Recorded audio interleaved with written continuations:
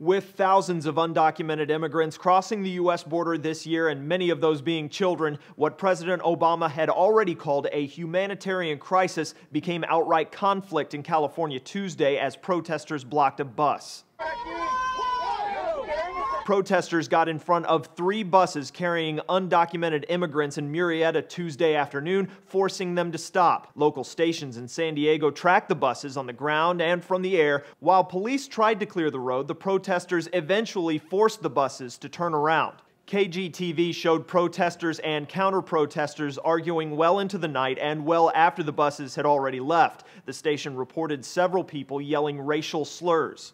As one U.S. Border Patrol agent put it, the protests had little practical effect aside from a brief delay for the immigrants on board the buses, since they were simply driven to a different location for processing. However, the vitriol shown during the confrontation underscored a larger debate. The number of immigrant children crossing into the U.S. at Texas increased significantly this year, and many are coming from violence-ridden countries like Guatemala or Honduras instead of just Mexico. We now have an actual humanitarian crisis on the border. President Obama has used the crisis to spur immigration reform after last year's so-called Gang of 8 in the Senate failed to convince the House to pass or really even consider new laws. Vice President Biden also traveled to Guatemala in late June to encourage parents not to send their children with smugglers in an attempt to reach the U.S. The White House says it expects 60,000 to 80,000 children to seek safe haven this year without their parents. Many of Tuesday's protesters in California said they didn't have a problem with immigrants entering the U.S., but they wanted them to do it legally.